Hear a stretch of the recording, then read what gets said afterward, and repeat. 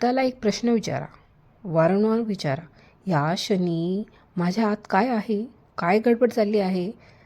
जर आंतरिक स्थिती योग्य केली तर बाहेरचं सगळं ठीकठाक होऊन जाईल. तुम्ही जे आहे त्याचा विरोध करीत आहात.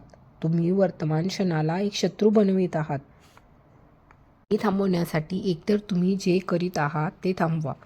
संबंधित व्यक्तीशी बोला. तुम्हाला काय वाटते ते पूर्णपणे व्यक्त करा. किंवा त्या परिस्थितीभोवती तुमच्या मनाने रचलेली नकारात्मकता झटकून टाका. तुम्ही जगाला प्रदूषित करीत आहात म्हणजे विचारांनी.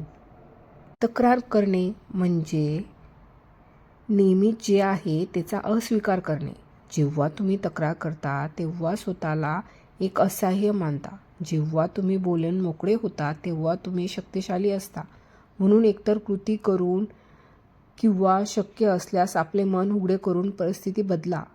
परिस्थितीचा त्याग करा किंवा तिला मान्य करा. जे भूतकाळात जास्त राहता ते लवकर वृद्ध होता.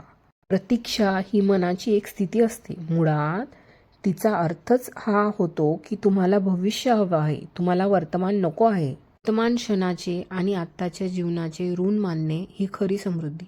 ती भविष्यात मिळू शकत नाही. तुम्ही वर्तमानाचे ऋण मानले म्हणजे योग्य वेळी ती समृद्धी तुमच्यासमोर अनेक मार्गांनी उलगडत जाते.